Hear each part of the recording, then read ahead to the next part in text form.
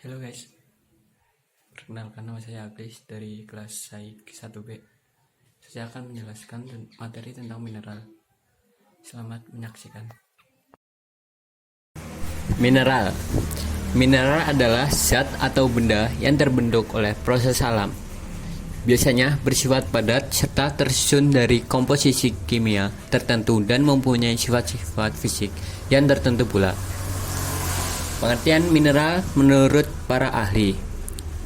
Menurut L.G. Berry dan B. Mason, mineral adalah suatu benda padat homogen yang terdapat di alam, terbentuk secara anorganik, mempunyai komposisi kimia pada batas-batas tertentu, mempunyai atom-atom yang tersusun secara teratur.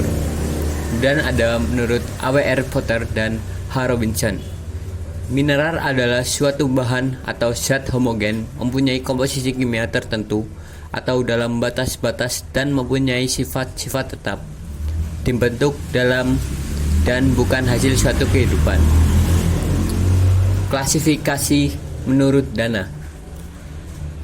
Sistematika dan klasifikasi mineral yang umum digunakan adalah klasifikasi Dana atau dalam Krauss, Hund, dan Ramsdell yang mendasarkan pada kemiripan komposisi kimia dan struktur kristal karena analisis struktur kristal dengan sinar X berdasarkan hukum Fedorov telah membuktikan adanya hubungan antara komposisi kimia dengan struktur kristal.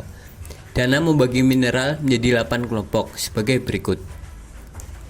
Yang pertama, kelompok native element atau unsur murni.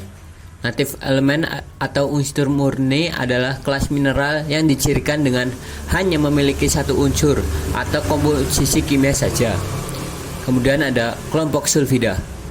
Kelas mineral sulfida atau dikenal juga dengan nama salt ini terbentuk dari kombinasi antara unsur tertentu dengan sulfur.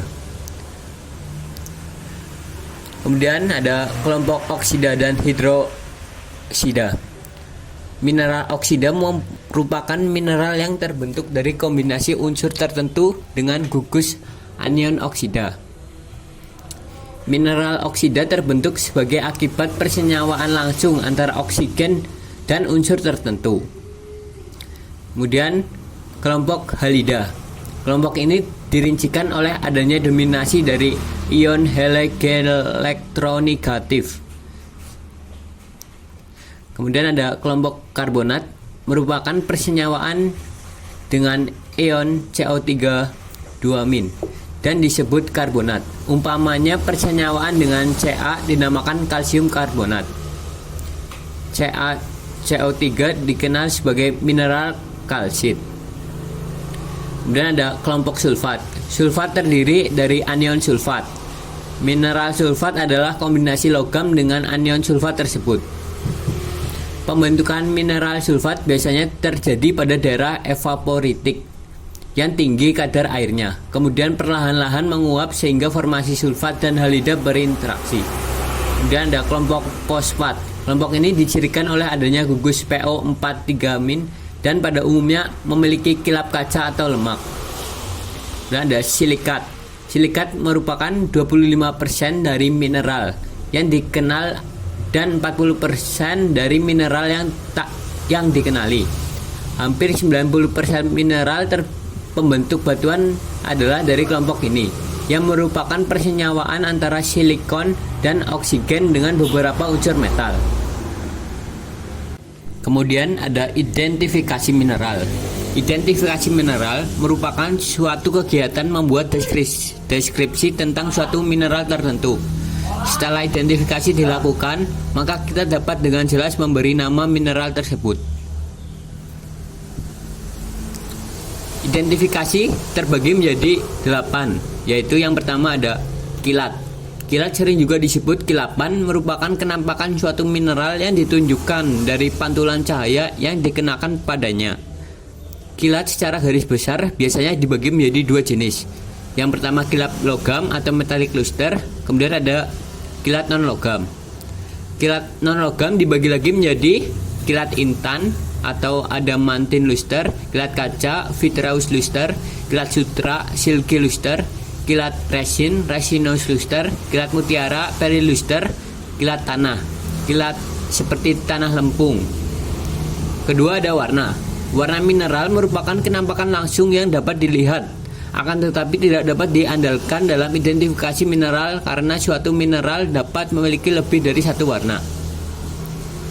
Beberapa contoh warna mineral yaitu kuarsa, mika, feldspar, karbonat, olivin, piroxen, amfibol, oksida besi, lempung, azurit, jasper. Yang ketiga ada kekerasan. Kekerasan merupakan ketahanan mineral terhadap suatu goresan. Kekerasan nisbi suatu mineral dapat ditetapkan dengan membandingkan suatu mineral dengan mineral tertentu. Skala kekerasan yang biasa digunakan ialah skala yang dibuat oleh Friedrich Mohs dari Jerman atau lebih dikenal dengan skala Mohs. Skala Mohs dimulai dari skala 1 sampai 10, dengan skala 1 mulai dari mineral terlunak dan 10 mineral terkeras. Kemudian yang keempat ada cerat. Cerat merupakan warna mineral dalam bentuk hancuran atau serbuk. Hal ini dapat diperoleh apabila mineral digoreskan pada bagian kasar suatu keping porselen atau dapat dilakukan dengan membubuk mineral. Kemudian dilihat warna bubuk tersebut.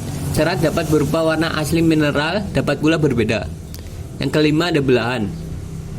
Belahan merupakan kecenderungan mineral tertentu untuk membelah diri pada suatu atau lebih pada arah tertentu. Belahan merupakan salah satu sifat fisik mineral yang disebabkan oleh tekanan dari luar atau pemukulan dengan palu. Yang dimaksud belah adalah bila mineral kita pukul tidak akan hancur, tetapi terbelah melalui bidang belahan yang licin, sehingga dapat digunakan juga istilah ada bidang belah atau tanpa bidang belah. Yang keenam ada pecahan. Bila dalam belahan mineral akan pecah dalam arah yang teratur, sedangkan pada pecahan mineral akan pecah secara tidak teratur.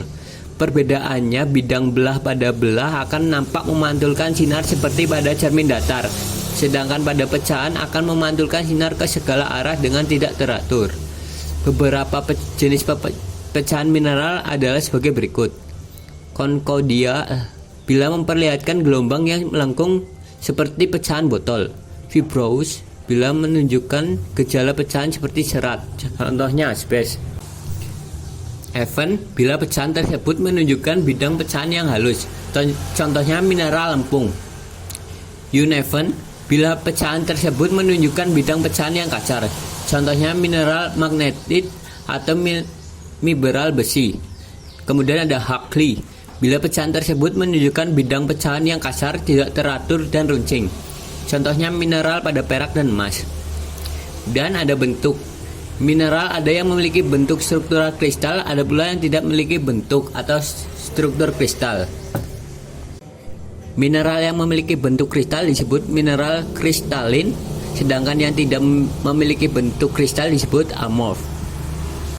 Kemudian yang terakhir ada fungsi dari mineral. Yang pertama, untuk dijadikan perhiasan. Banyak mineral yang dimanfaatkan sebagai perhiasan, walaupun penggunaannya sering setempat-tempat atau dalam satu lokasi. Kemudian sebagai bahan untuk menggosok. Suatu mineral dapat kita dijadikan sebagai bahan penggosok dengan menimbang kekerasan dan bentuk permukaannya, seperti intan, koron, quartz, diatomit, dan lainnya. Kemudian untuk membuat kapur dan semen. Kalsit dalam batuan kapur digunakan sebagai bahan dalam industri semen. Gips digunakan dalam bentuk bubuk gips sebagai pelapis penyangga bagi pasien cedera patah tulang, sebagai campuran bahan dalam industri semen, dan bahan untuk tahan api. Magnesit yang telah dipanasi dan mengandung kurang dari 1% CO2 banyak digunakan untuk pembuatannya. Batu bata yang tahan api. Kemudian ada dolomit seperti pada magnesit tetapi lebih murah harganya. Kemudian fungsi untuk pembuatan pupuk, apatit dan kolopanitit, bahan di pertambangan untuk pembuatan pupuk yang mengandung fosfor. Sulfit untuk pembuatan pupuk yang mengandung kalium, soda niter untuk pembuatan pupuk yang mengandung nitrogen. Kemudian ada kalsit yang berupa batuan kapur untuk menetralkan tanah-tanah yang asam seperti tanah gambut. Itu tadi adalah sebagian materi tentang mineral.